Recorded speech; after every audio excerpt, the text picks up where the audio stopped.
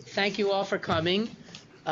We have a representative from the Office of General Services whom we've never met before, Noreen Van Doren. I'm waiting for Christmas break. And our paths have crossed many times, but we never met officially, I suppose. So she will be representing Commissioner Roanne DeStito. Everybody else here, I think, is known. Probably not. We also have a representative of the news media from the News Union. 7, counting you. Brendan Lyons and John Danville, the photographer. Yeah, and Diane Kennedy is here, of course. She comes to all of the meetings. We appreciate that. I believe that Brendan is here primarily based upon our at least 50 conversations regarding 50A, the Civil Rights Law. But we do talk about other things on occasion. But I guess we should begin at the beginning. We have minutes of the last meeting. Not that there's any law that says that they must be approved, but if anybody wants to move to do so, that Steve Waters is moving to approve. I agree with your suggestion. I was prepared to leave it out entirely. Is that a stage whisper? Yes. Yes. I was blowing my nose. We haven't figured out how to mute the mic down here. So. Okay. Well, sometimes there's good reason not to do so. We have all of us, and I've taken pains to distribute the comments that you've all offered, and they are much appreciated. Steve sent what I believe are primarily clarifying comments regarding language. Dave made a more significant comment regarding substance, and we'll talk about that soon. Yesterday, as everybody knows, we were gratified to find out that the governor signed into law an amendment to FOIL, which is based upon a recommendation that we've made for a couple of years. It's the provision that deals with the expediting the appeal process following a judicial decision requiring disclosure. That will go into effect. We've done Candace did the math. It goes into effect on May 27th, 180 days after its approval by the governor. And I drafted just a little suggested comment, which I would put right after the introduction, that I characterized as progress.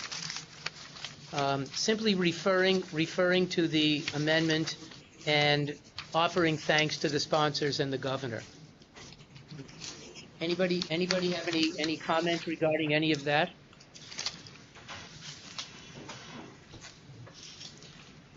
You see the little memo that I sent yesterday. Good morning to all. Congratulations, right at the top. Hoping for a clean copy. And it's just a couple of paragraphs referencing the approval of the legislation. I was hoping for a clean copy of our draft. I asked him for one so I could see how it flowed with your suggestion.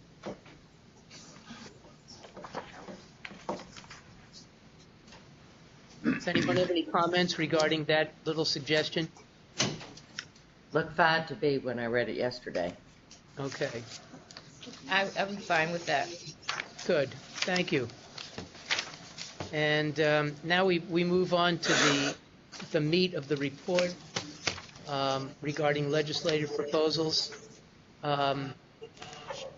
Again, we've discussed 50A, the Civil Rights Law, on many occasions, based primarily on Franklin's suggestion. We've tried to, I guess, tighten it up just a little bit and make it a little bit more pointed. I hope I did so in accordance with your desires. Mm-hmm. And Steve and Dave have made a couple of minor suggestions, which are fine with me. People have comments about that? You know, I contacted both Assemblyman O'Donnell's office, Senator Parker's office. They are both out of town. Assemblyman O'Donnell is visiting a prison today. I think he's chair of an assembly committee that deals with that subject. And Senator Parker is out of town. But I promised them that we would report on what we do today, and my expectation is that we will have support from them. At our last meeting, we talked about a possibility of changing the leadership of the Senate. Obviously, that's not going to happen.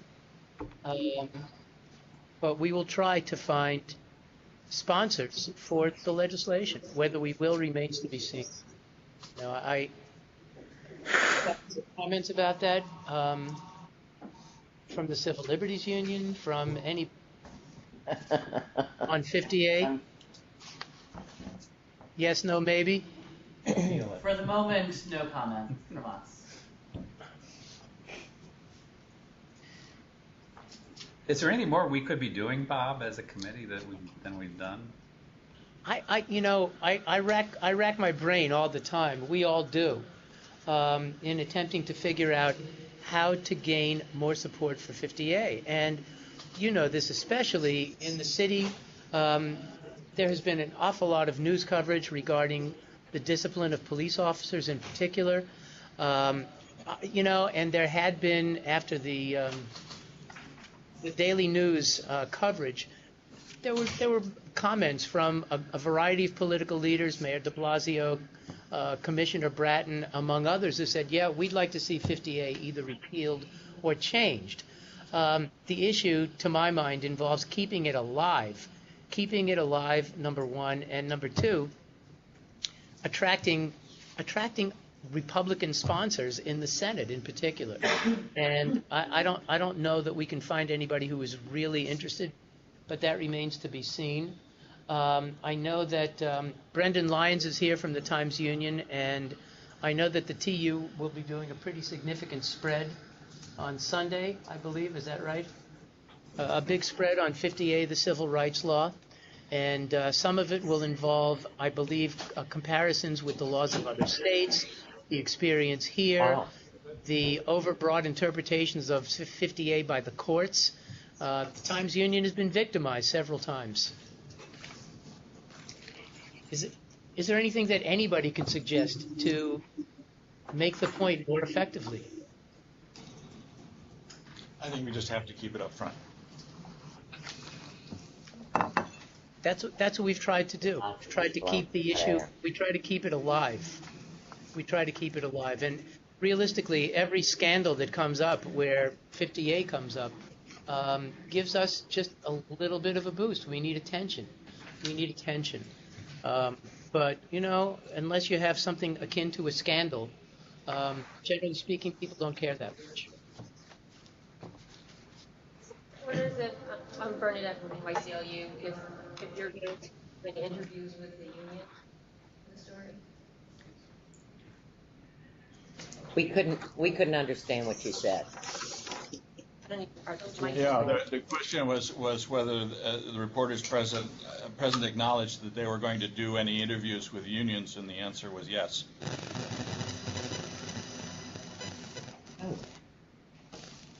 And in my experience too, the unions have been a little bit inconsistent in their thought process regarding 50A.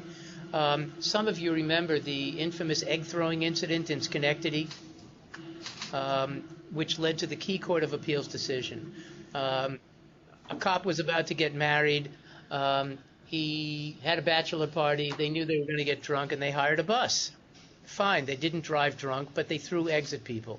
And 18 Schenectady police officers were reprimanded.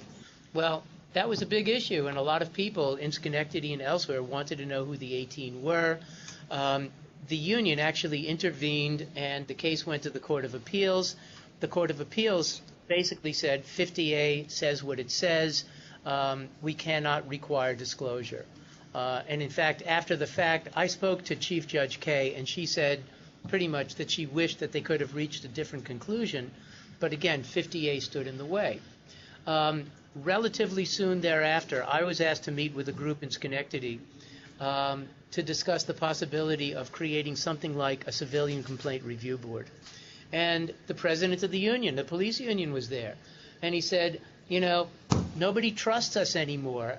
The 18 were reprimanded, and I said, gee, wouldn't it be better if citizens knew who the 18 were? That would tell the world that the dozens of other police officers didn't do anything wrong. And he said, yeah, that would really be good. And I said, well, then why don't you push for repeal of 50A?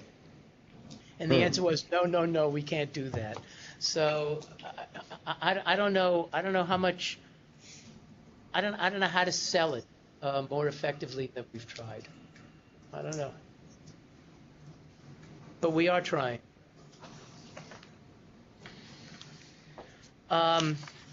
Yes. I had one Well, I was Jim. curious about. on the Yeah. edits. Can, if you don't mind, Appeal. just the No, specific. go ahead. There was just one that I thought on the top of page 4. There's two sentences that are circled Yes. as being cut out. Yes. I agreed with this one. It was redundant. On page 2 of what? Page 4. Oh, page Can 4. everybody hear? Yeah. No. Yeah.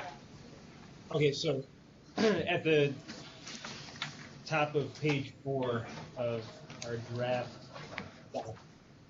in the 58 section, there's two sentences that are circled and slated as being cut. The first one I understood because it seems a little redundant in light of the paragraph before it. But I thought that the next sentence, if the general rules of FOIL govern access to the recordings and records, which now may be exempt under 50A, the nature, the content, and the effects of disclosure in consideration of the exceptions to rights of access would be the determining factors. I thought that was a good lead-in sentence to the specific discussion after. And also it relates to on page 5 where we sort of close a part of this with, we reiterate that if the reform suggested here become law, FOIL would apply. So I would just want to keep that second sentence within the circle. Is that your deletion? That was Steve's. Steve's deletion. He's not here. Yeah, delete deletion. I'm so confused, but I understand. Yeah. I don't have a problem with that. I don't either. Okay, then we will be. Yeah, before you arrived, somebody was saying it's really easy to edit, it's really hard to write. I feel much better now. Yeah. I don't think I'm looking at it right. Other comments regarding the element of the draft involving 58 civil rights law? Do any of our guests have any questions? No This questions? is Jean. Hi, Jean. Hi. I'm looking at and I don't know if I'm looking at the most recent version. There are so many that I printed out. But I see that we, on page 3, is 3 of what I'm looking at, and we use the Times Union editorial. And we use this full editorial. And I'm wondering if the last 2 paragraphs are necessary to keep. Simply because, we're looking to get support from both the mayor and the governor on this. Good. And I know it's an opinion, but are we taking and owning the opinion that there is conflict between the two of them? I think that's a really good point. Are we fomenting this this friction between the two? You don't lose any substance by just using the first 3 paragraphs. Absolutely. That's what I think. Also not clear to me that de Yeah. Blasio is behind it as this suggests. Why, are you telling us that you don't believe everything that he says? I think this is letting him off the hook. Take it out. Yeah, let's take it out. Thanks, Gene. That was a great comment. Dean Hill. Should we move on to the next segment regarding dummy not-for-profit corporations, and among others, I've called them that. which are really creations of government. My expectation in consideration of relatively recent events is that there will be significant interest in this proposal from the state legislature. I have a problem. I appreciate the descriptive nature of dummy, but subsidiary may be more appropriate, because what you're doing is saying that they have no reason to exist if you say dummy. And No. in fact, they do perform functions that are independent of the major organization. So I don't know if you use the word dummy in there, but subsidiary Did is not. really what they are. Did not, but the word dummy was intended to refer to the situation where they've been mischaracterized. People refer to industrial development agencies as quasi-governmental. They're not quasi. No. They are clearly government. Okay. People have referred to the not-for-profit foundations that are extensions Quasi of the is state the word university. that you have a problem, It's not my word. It's the word that's used by others. Yeah. I've never known. but they really are subsidiary. Yes, they really are. Yes, they are. So what is your? Yeah, dummy is not there. Good. We do have edits offered by the members. Beyond that, are there comments regarding the proposal? On page 7, Yeah. in the first full paragraph, you're referring to a court case, but then you just use quote CDRC. In that case, does it say what CDRC? Yeah, down below we have Canada. Canandaigua Magistrate cited. Usually you have the name first up at the top, the full name, and then have the initials so you know who it is you're talking about. Okay, so you'd want. I would want the full name before the quote CDRC. Yeah, I'll put the full name then in parentheses right after that. That's okay with you. Sure. Thank you. And you have the letters transposed. One says CDRC and then it says. Right. So what is it? It's the. Thank you. I feel like The- my work is done. So now I have to look up and see what it really They is. say about consistency I being think a it's, I hot think it's topic. the RTC. I've looked it up before too, but I don't know that it's Canandaigua Messenger either. No, it's There's no M in there. no. It's the entity that was created. That is the CRDC, not the Canandaigua Messenger. So we don't know what CRDC Well, is. we'll have to look I've at. looked it up at some point. I remember looking it up at some point. I just think it would be helpful. So we'll Okay. find out what. Thank you. Yes, you're right. And on page 8, the last paragraph of this section, I mean, it just says it's referring to other instances, but you don't give any specifics to them, so I didn't know if that paragraph was really. That's because we've been asked for opinions that are separate and distinct from any litigation.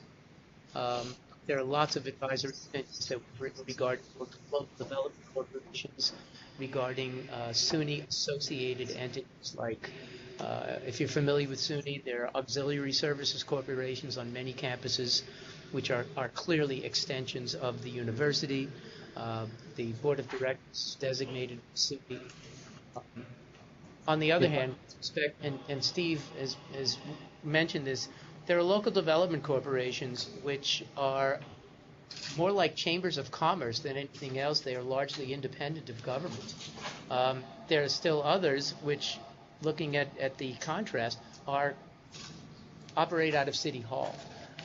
And the courts have recognized that. Jim, you're from Saratoga. The LDC up there was found not to be subject to FOIL. On the other hand, in Buffalo, the Buffalo Enterprise Development Corporation, which had its offices in City Hall, whose budget was approved by the city, was found by the Court of Appeals to be subject to FOIL. So I think we have to be cautious and cognizant, really, of the specifics associated with those kinds of things. Bob, I have just to clarify, I mean, now that we're focusing on that last paragraph, when you say it has been advised, are you talking about the committee's opinions? Yes. And when you say determined, are you talking about court decisions? Yes, So I think we should be clear. So the committee has advised and courts have held, something like that. great. Yep. And then maybe cite a court case at the end of that, like a CEG, and cite an opinion.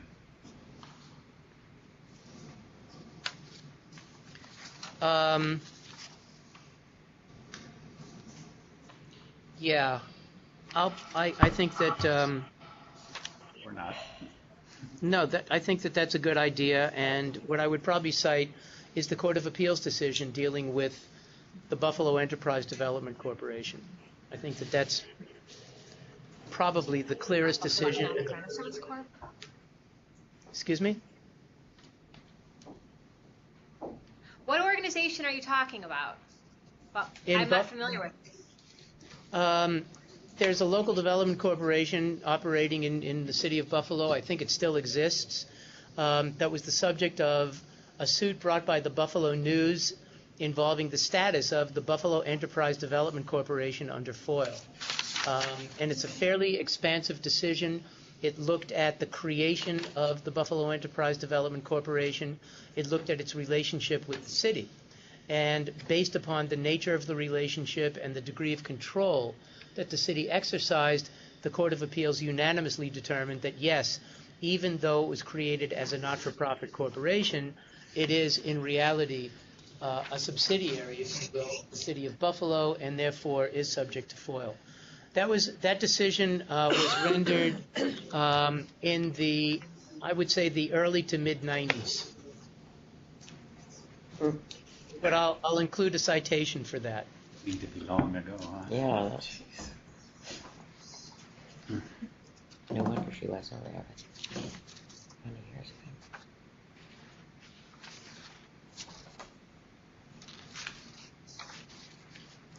Other comments regarding that proposal? I think it's a really good one. I don't know if anybody else feels that way. I think it's a really good one, and I think it's time for clarification. You know, for what it's worth, there have been a number of lawsuits that have particularly involved SUNY foundations. And, you know, the foundations, in so many instances, have control over millions and millions of dollars. The SUNY Research Foundation is, I believe, a multi-billion-dollar corporation. And it has fought disclosure under FOIL. Brendan is here from the Times Union. The Times Union has sued them and won, and yet they still play games involving requests made under FOIL. At least that's the way I see it. So I think it's timely and it's important. Others? I don't want to talk the whole time. Silence betookens consent. Ready to move Silence. on. Ready to move All on. right. Was that it? Canandaigua Recreation. Kristen has her phone, which connects to everything in the world. And yes, it's the right. I got it. Okay. So we have the name. It's the Canandaigua Recreation Development Corporation.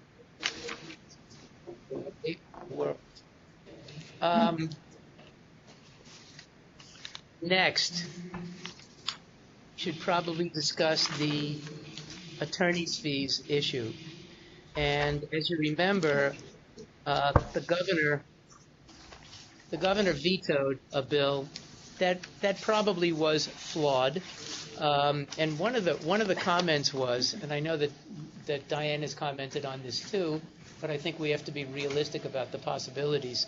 Under that bill, there was a possibility that a government agency could prevail on the merits, but still be assessed attorney's fees based upon a delay in response to the request.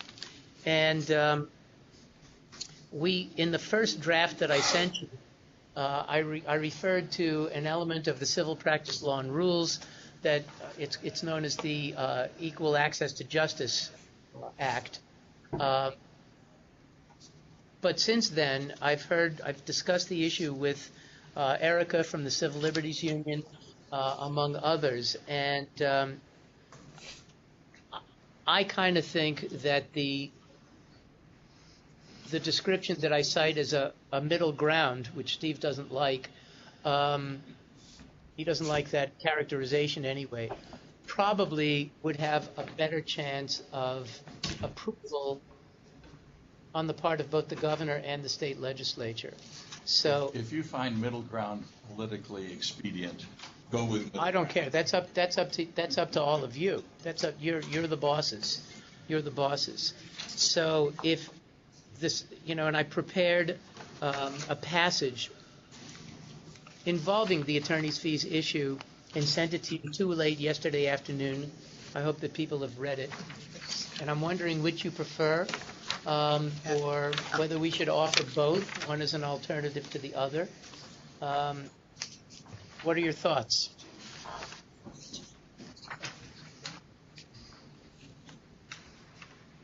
I liked one. Then we should put in both. Which Then we one do you should like, put Dave? both. I didn't feel strongly. If it was politically feasible, I think one is the better option. I'm just trying to find the Diane weighed on this a little bit yesterday. What are your thoughts, or am I putting you on the spot? I'm frantically searching for your email. We have it here. Have it in our packet. We have it. We don't have it in our When packet. do you have it? He No, sent we it about 4 o'clock yesterday afternoon. Oh, I read it. So I spoke with him about it. It's about 4 o'clock yesterday afternoon you sent it, right? Yes. Yeah. Yes, and in brief, one of the difficulties involving the award of attorney's fees is that it is never mandatory. It's always discretionary, and it's been difficult to come up with a reasonable approach that would make an award of attorney's fees mandatory. And what we've thought of over the course of time is the notion of secrecy, the basic element of FOIL, where if the government simply says, no, you can't have it, and has no justifiable basis at all, and somebody brings a lawsuit, the award of attorney's fees should be, in our view, in my view anyway, virtually automatic. The other really key issue that's come up over the course of time has involved delays in responding to requests and appeals. Sometimes they may be justified, sometimes they are not. And we see, and you see this at OGS, you see it at the Department of State. We receive government at the state agency level, and I believe in New York City, 443. receive many, many more requests now than they used to. Number one, and number two, the requests in so many instances are more difficult to deal with. Oh, right, that's the attorney's fees. Because of the technology, which is the issue that comes up in the next element of our discussion. So in some cases, it may be virtually impossible to respond, let us say, promptly to a request. And if that is so, it doesn't seem that it would be fair to penalize an agency. The other point to make is that this proposal would involve the situation in which, on the merits, the person seeking the records has indeed substantial. Congratulations, attorney's fees. So we would not have the situation to which the governor objected, where an agency could lose on the merits and still be socked with an assessment of attorney's fees. It would only apply where so-and-so has substantially prevailed. Did it come from? Mandatory where the issue involves secrecy without justification, but discretionary in other situations. What's the heading? Press release? I don't think you can get the first proposal chapter. I think. Oh, you mean the first by the Civil Liberties Yes, Union? yes. I certainly agree. I doubt the legislature would even pass it. Yeah.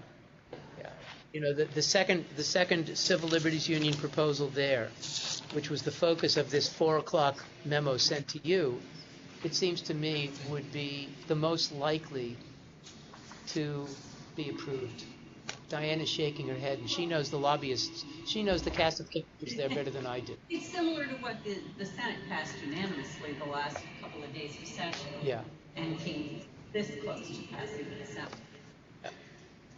This is what he's talking about, is that one. That's the one that came. That's option 2.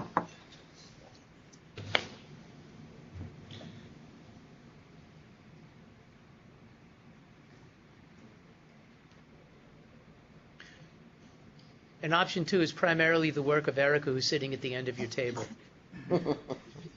Well, and actually, cobbled from the recommendation that the committee put forward a couple of years prior, and the language that is represented there in the second piece, as I mentioned, is very similar to the language of the bill that was vetoed, except that it takes out the material violation provision that was the only kind of substantive piece that the governor objected to in his veto message.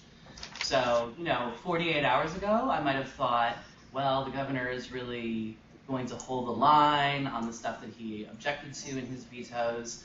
But I think that the fact that he signed off on the time for appeals bill that incorporated some of his suggestions and left others aside might show an increased possibility for going back to the language that the committee has recommended before, being viable, just without those kind of what were late session amendments in 2015 that put the material violation provision into the bill.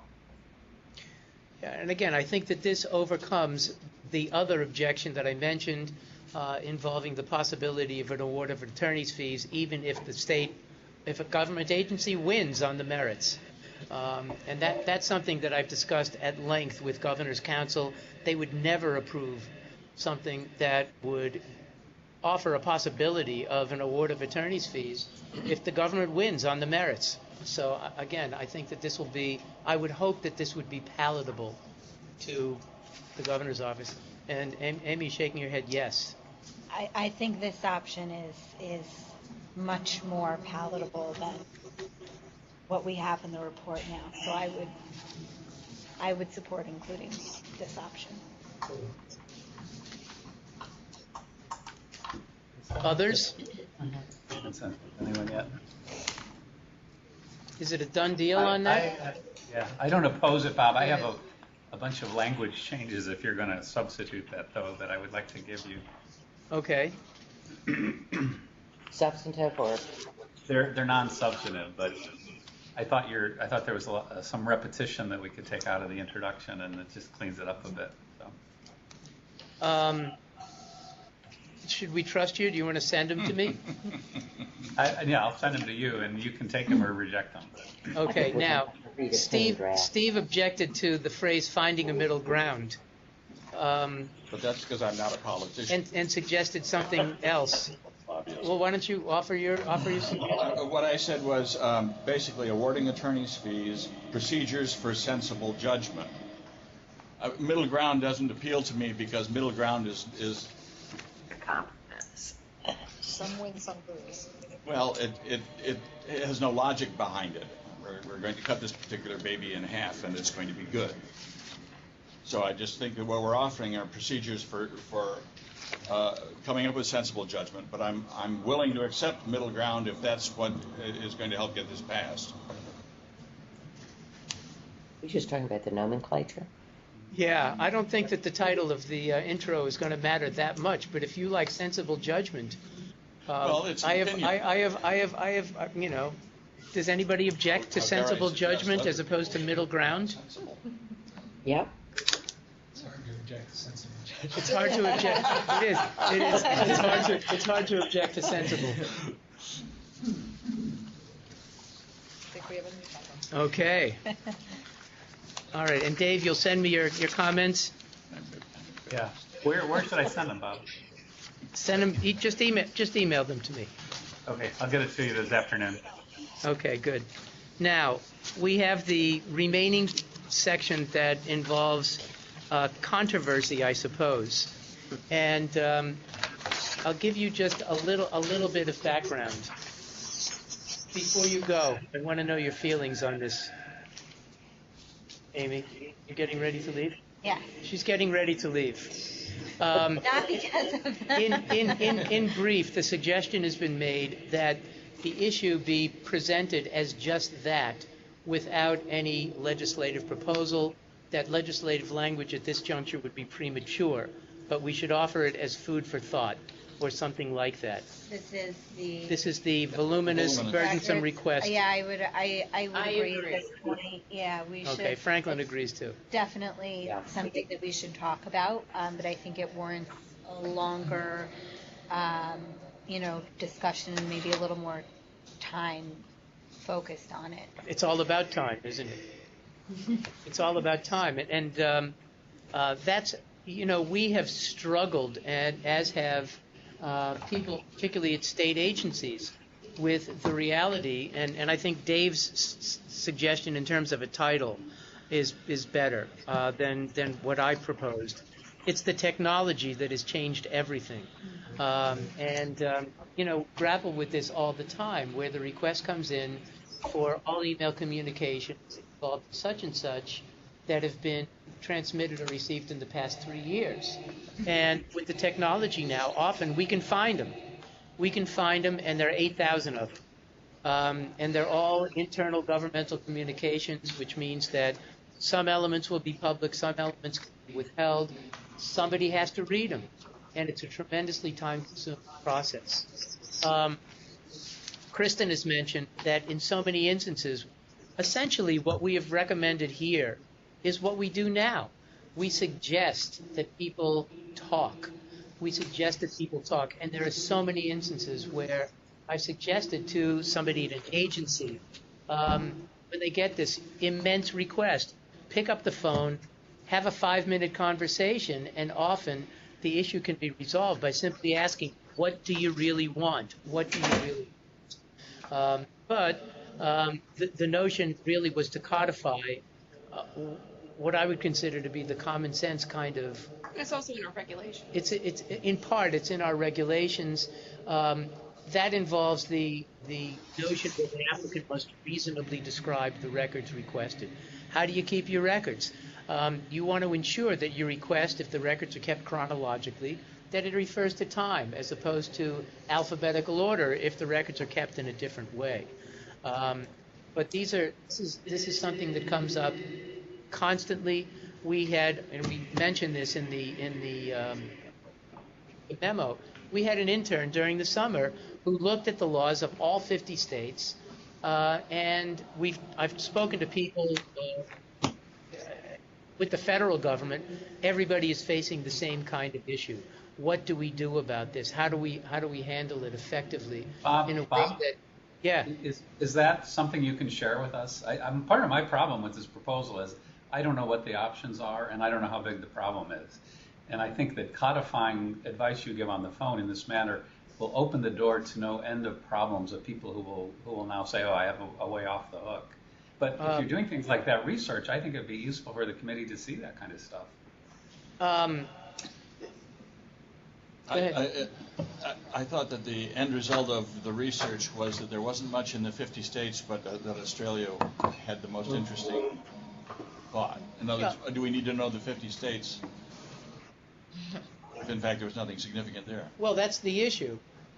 Where do we look to find something that might offer a solution?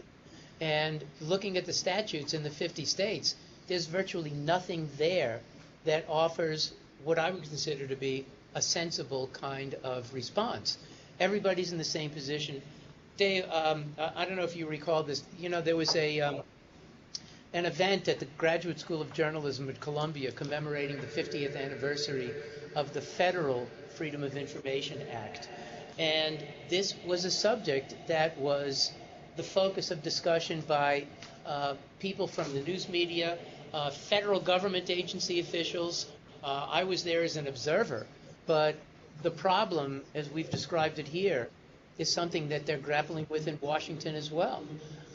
And we've all read about terrible delays in response to federal Freedom of Information Act requests in D.C.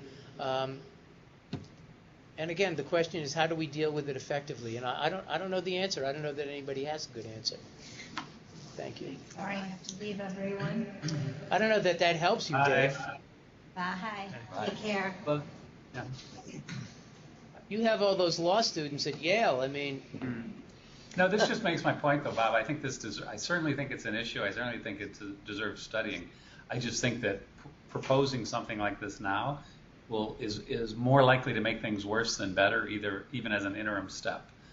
Just knowing the agencies I've litigated against and how they do things, almost every request could be subject to this claim of we're just going to set it aside because we don't have the time or money to deal with it. Yeah. And I think that would be a major mistake. I completely agree. Yeah. Well, that also is not what's contemplated by the proposal either. They're not allowed to set it aside. They're not allowed to deny it. I mean, the first proposal gave an avenue for denying, but the revised proposal that we put together basically just establishes the steps that need to be taken when a voluminous request comes in, and what you should do, what agency staff should do to work through the problems presented by such a voluminous request.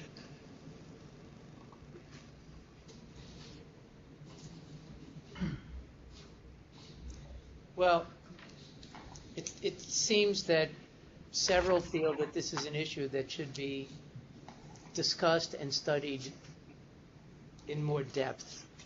I think Kristen is right. The proposal, the first recommendation that we made would have given an agency the ability to just say no. Right. The second one does not include anything like that. If the agency says, nope, this is too much, you could still preserve your request and let the chips fall where they may, if need be, in court. That's sort of where we are now.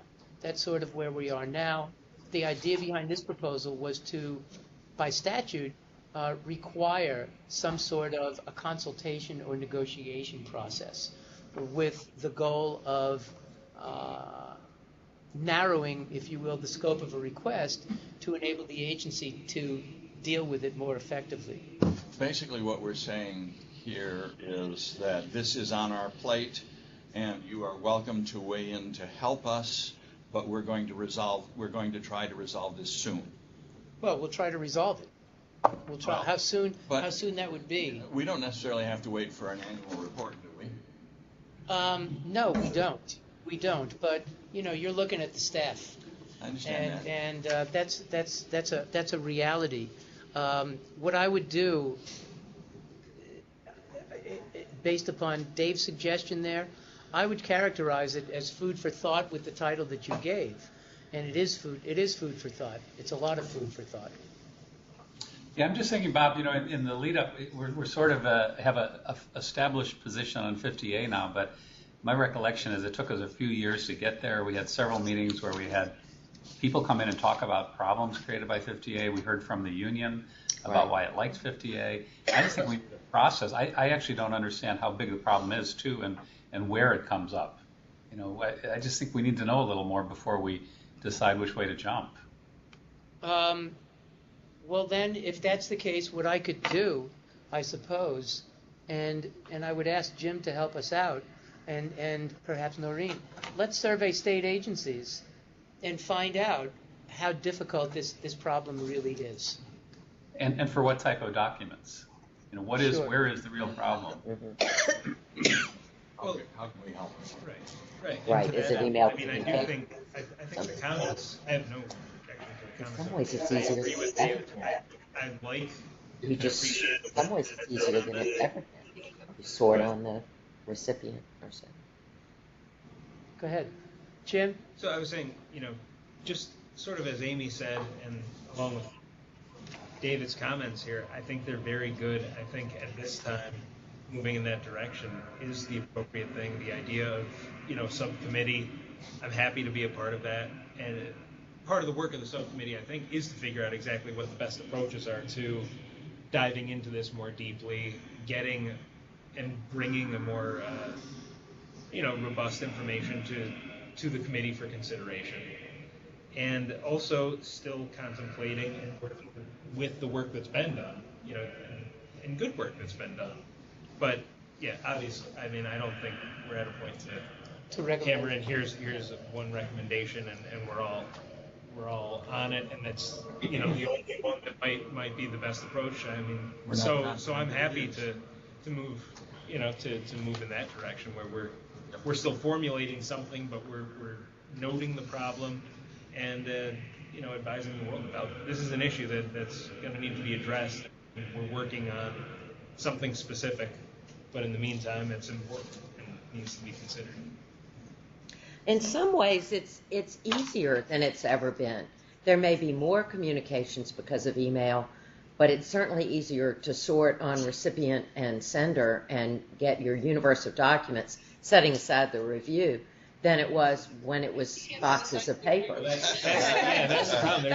There's no mechanistic review process. So when you have, with WikiLeaks, it's great that we can get so much quickly, but then the review that has to take place is Right. not, The significant the technology hasn't caught up there. Or we could just call Julian Assange and let him take care of it. So, is the thought then to leave in the issue for discussion, suggest and ask for comments, guidance from the recipients of the report, and maybe note that we're continuing. and yes, An invitation. Yeah. an invitation, and indicate that this is an issue that we're studying, we're grappling with it. This is Hadley in Buffalo. Hi. I worked as a journalist, but I also worked at a state agency, and I want to second whoever's suggestion it was that we actually reach out to state agencies and see what this really looks like.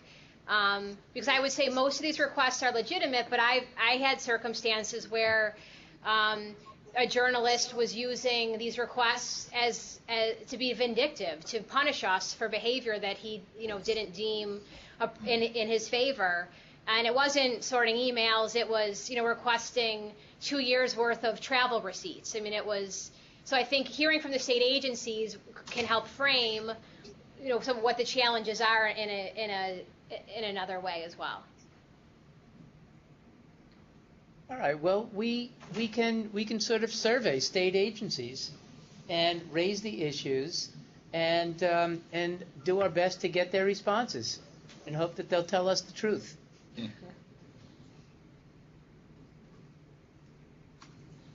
Does that sound reasonable? You taking notes, Candace? Yes. Okay.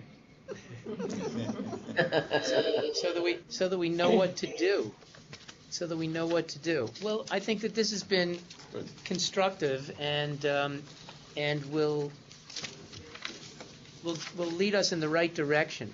The one other issue I think that, and this is based upon Dave's suggestion, the proposed rule regarding the sealing of court records.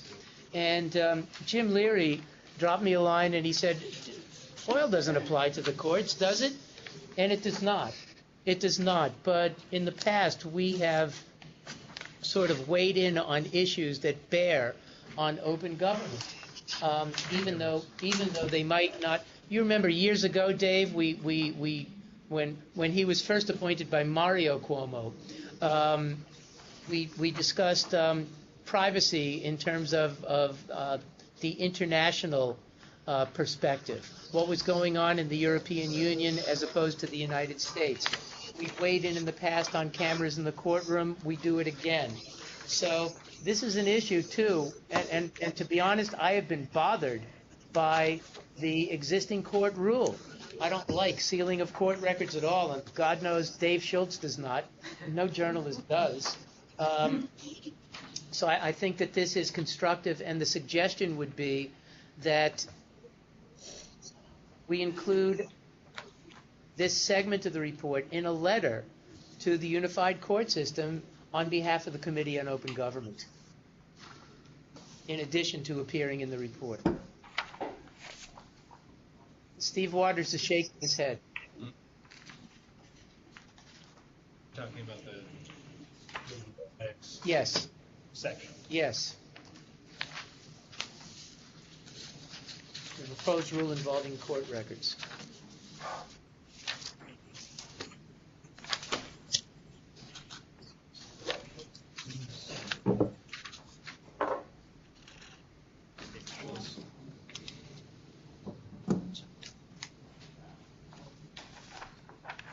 I have a question. Sure. So, in line with the topic we were just covering, right, where we thought we're noting our concern, trying to address You it. talk about the proposed rule regarding Talking about- court records. What are you Right, talking no, about? I'm talking about this. Yeah, I'm saying for an approach, because I'm not expert. Right, here we're going into, at the end, we're going into a specific recommendation for a rule. And I've got to say, I thought this was a very, very well-written piece. And I appreciate it a lot. You mean Dave's? Yeah, and yours was good. But, Chopped liver, you know? I mean, my personal opinion, I don't know this topic well enough to get to specific, like, I agree, I see the concerns, I see the advocacy for transparency and the concerns that are raised by the rule language as proposed. So I get that. But in the remedy, where we at the end close with, here's what you should have. I like that it says along the following lines. So I'm taking that as not saying we're saying you need this specific language, but something substantively in line with this that accords with, the foregoing memo or letter. But I did have a question about that final language. Now, we're changing from something where it appears necessary or desirable, the court, and then we change a may to a shall prescribe appropriate public notice and opportunity to be heard on the motion to seal. Now, notice and opportunity to be heard, good things in concept. I don't know, in litigation on something like this, the rationale or the arguments on the court side for why they should have judicial discretion about whether it's necessary or desirable, and have it be a may to be, some sort of directive in the court rules saying you've got to do public notice and an opportunity to be heard anytime there's a motion to seal. I just don't know about that stuff, but it seems significant. So, I mean, I agree in concept with, along the following lines, but I would want it to be noted, or, to say that this isn't saying you have to take wholesale what we're saying, and we're saying that this is your only acceptable solution under the constitutional framework and with a view towards transparency. From a newspaper point of view, I'm very concerned with may as opposed to shall. That there are the very circumstances that you want to consider the motion are those in which somebody may pull a sleight of hand and not give a public opportunity to why not notice? express These it. are emergencies. I could just comment on that too. I mean, from a legal perspective, the notice and opportunity to be heard is not an onerous thing. Courts do that all the time. You just put the motion on the docket, and then anybody who wants to follow the case knows it's there. It's not like they do that day in and day out. And the reason it's mandatory is the Supreme Court has said it's mandatory, and the federal courts have said it's mandatory, because if you believe that there is a constitutional right for the public to be present, absent some unusual circumstances, the only way they can enforce that is if they know something secret is happening. And so the court has been very clear that you have to give, and it's as simple as putting a thing on the docket. Someone files a motion to seal, it gets docketed. That's notice, and then they have an opportunity to come in and object if they want to, because they know it's happening.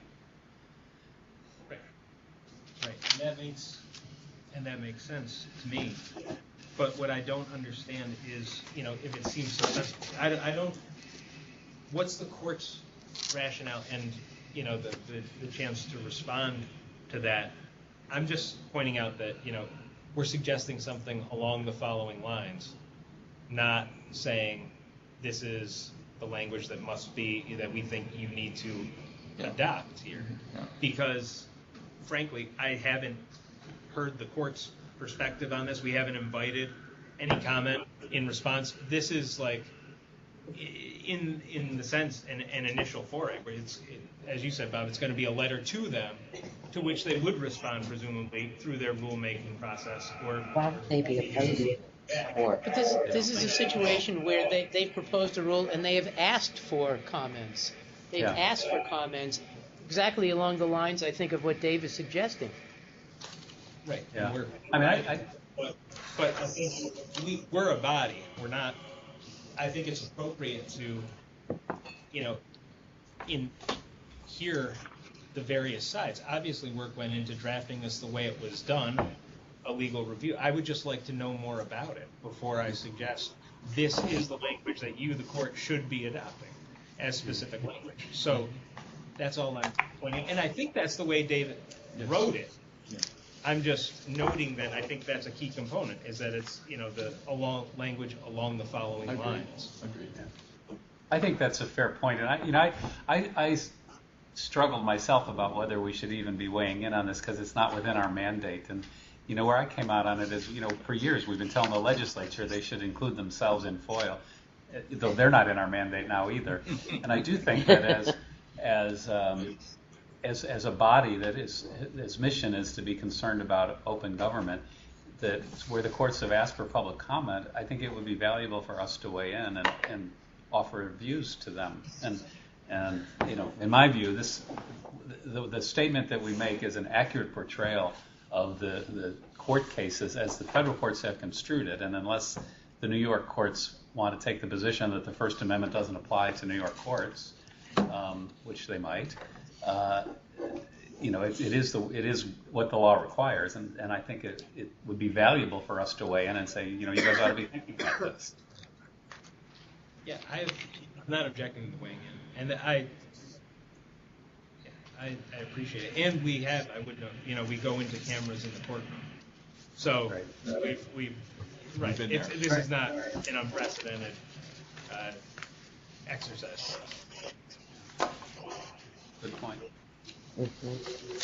So what do we do with this? We leave it. We submitted it with as Dave has suggested, and again send a copy to the unified court system as a suggestion, as a response to its request for comments. Yes. Yeah, we're illustrating concerns. Okay. Thank you for asking. I would also send a copy to the chief judge just to get her in the loop on this. I really think she needs to be thinking about this issue. Send it to the Uniform Commission to copy her. Sounds good. One more little thing that I have in the proposal involving voluminous records. Kristen included a couple of technical amendments to FOIL, which I think would offer clarification to the law. They involve list of names and addresses and the notion of preparing a record, which we've always suggested, and the law has been interpreted to pertain to existing records. The law does not require that a new record be created. And the word prepare has been, it's suggested that it be changed to create. The provision dealing with the ability to withhold lists of names and addresses has always involved personal privacy. It appeared in the provision in the law that refers to examples of unwarranted invasions of personal privacy. If it's a list of vendors who do business with an agency, that clearly is not what the legislature envisioned. So the notion is to refer to natural persons and their residence addresses. I think that would clarify the law significantly, and I would ask that be included at the end of the legislative proposals, simply as technical amendments to FOIL or something like that. Is this paragraph H on page 15? Is that just to be sure we're talking about the same? No, it's the memo that you didn't get because it was sent at 4:00 yesterday. No, that's the attorney's fee memo. Yeah, but if you continue, there's, no, this is a different one. This is the two-tiered approach on page 2 of the document sent at 10:36 yesterday, where it says congratulations, attorney's fees. I wrote you yesterday to ask about these.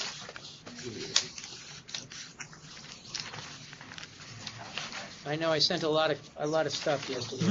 After the bold line. Congratulations, attorney's fees. Um, No, this is at 1152. Right here. Oh, underneath the solid line, there are a few paragraphs that deal with these very, I would consider relatively minimal, but clarifying suggestions. And again, one involves lists of names and addresses, the other involves the notion of preparing records as opposed to creating. And I think that in both instances, we'd be able to offer clarification that is warranted.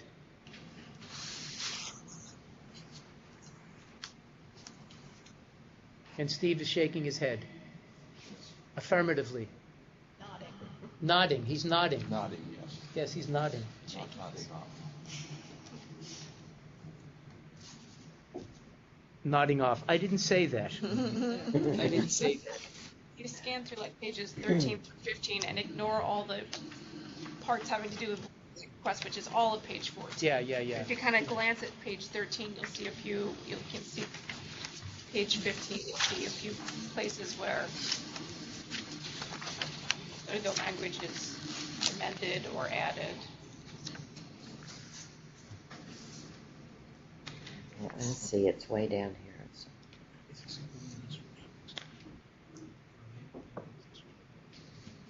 Yeah, luminous records, so that would stay the same. That would not, that change wouldn't go into effect.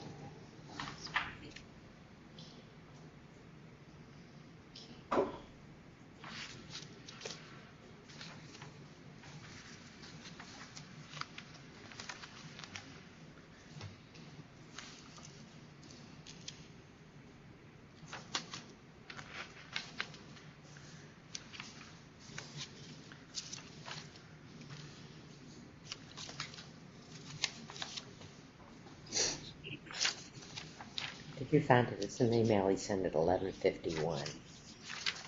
That's a lot of text in it. 11:51. Oh, that's a different one.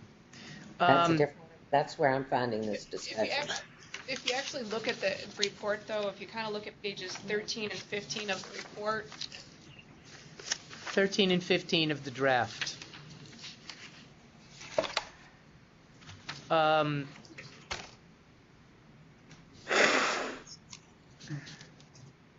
Where it says subparagraph III of paragraph C.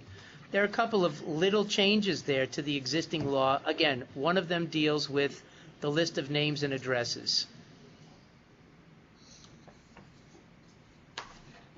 Another deals with, in 3A, you see below that, instead of an approximate date when requests will be granted or denied, it should be when a response will be given. When a response will be given. It's simply clearer. Mm-hmm.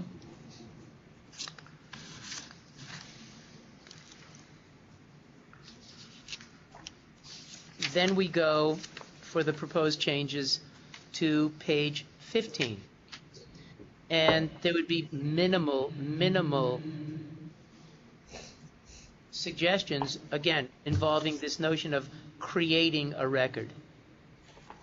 Creating a record, as opposed to preparing a record, which has caused a tremendous amount of confusion.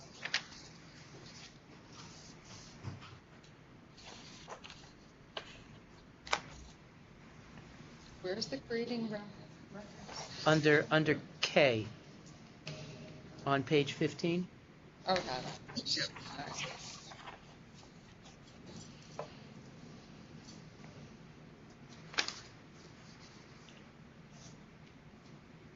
Okay. I think these are nice little, and I see Noreen shaking her head too. She has to deal with FOIL requests, and if she's nodding affirmatively, I think that that's a good sign.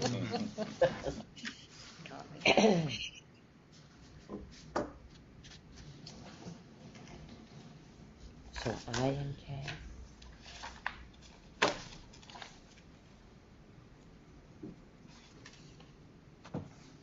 And if there's agreement on these Fine little by me. changes, Yeah. if there's agreement, I think The rest of the report is basically our statistical summary. Noreen has pointed out that I did 3 presentations for Capitol Press Room.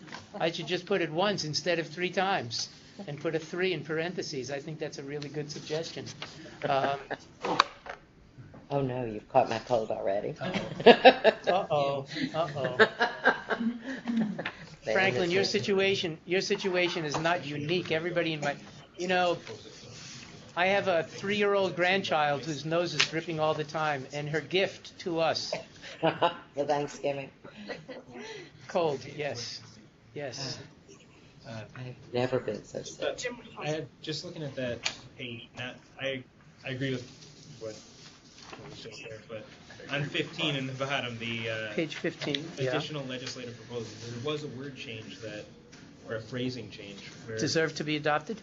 Yeah, versus meritorious and more serious consideration. I like the prior language. I thought that was an endorsement to an extent, but also saying it gets serious consideration. And then I thought that it changes the nature of the succeeding sentence to say they deserve to be adopted, and then say, it goes from, hey, and 4 proposals appeared to, the tone of, but only 4 proposals appeared. So I actually preferred the prior language. Dave, do you care? No, fine by me.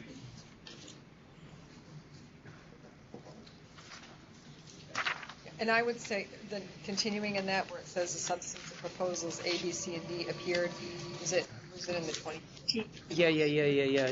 That's a good suggestion. Yes. 2016. Yeah.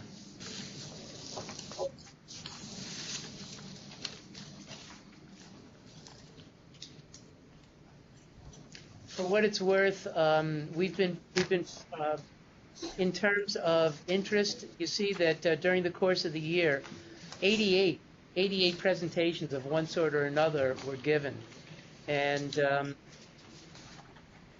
the interest in FOIL and the open meetings law seems to me are almost forever increasing, and they come from all corners. So, I've said this before, if the Committee on Open Government were to disappear, I think that people would miss it, but in reality, and many of you know this, in most states there's nothing like this. In most jurisdictions, when people have a question, there's nobody to call. And between the calls and the emails, asking questions, we get thousands every year, and we address thousands of people in an attempt to educate every year. So I appreciate your support. I appreciate what you do. Anybody have any comments or thoughts or anything? From my perspective in an agency, I certainly appreciate what you do. It's critical to have the resource of the Committee on Open Government and the advice to be able to call when you're looking at an issue. And it's great to have that independent voice too to bounce things off of. So you're not just, going through critical issues and questions of law and application inside your own entity, but to be able to go to an outside source and have a frank discussion on the phone with a knowledgeable party who's an expert. Except when you call me and ask me about the personal privacy protection law, which I hate.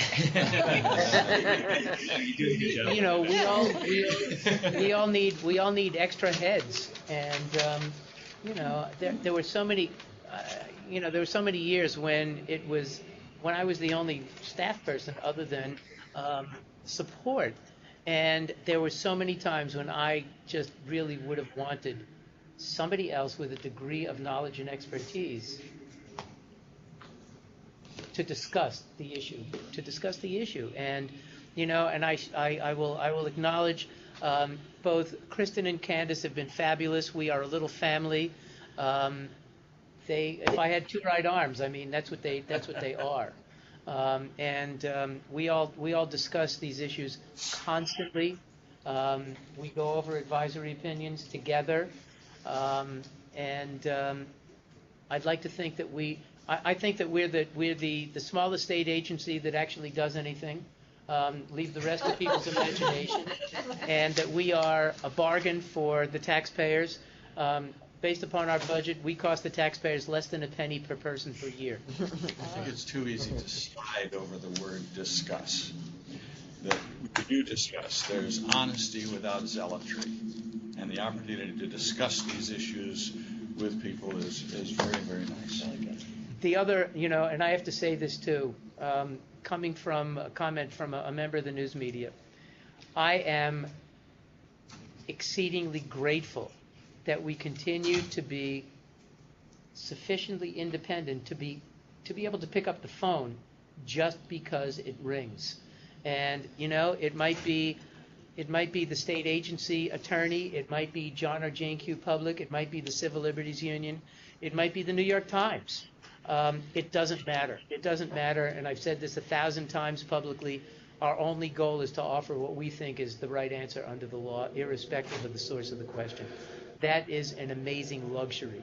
That's an amazing luxury, and that's one of the reasons why I'm still here. And I thank you all. I thank you all. Thank you. Thank All you. right. Do we have a move to approve the report as we've discussed? I would like to see. I mean, there were a lot of edits and pieces. Can't we I think see a discussed clean lot of draft? things you should resolve. Yeah, let's see a clean draft. Can we approve the report pending transmission to the members with the ability to offer, let us say, technical or cosmetic kinds of comments? I don't see the need for another meeting unless there happens to be an uproar from the masses. Right. I don't But see- let's see a clean draft. Okay. Yes. A clean draft. Is that okay with you? Yeah, I'd like to see a big draft and then Agreed. reserve the opportunity for Clean somebody draft. to, in seeing that, say, look, Okay. we got to talk about something. Okay. A clean draft with the notion that there would not be any substantive kind of alteration. If there is, yes, we'll have to call another meeting, but it seems that we are in agreement on, again, the substance of the content. Yep. Okay, great. Agreed. Okay, Yes. agreed all around. Yes. Fabulous.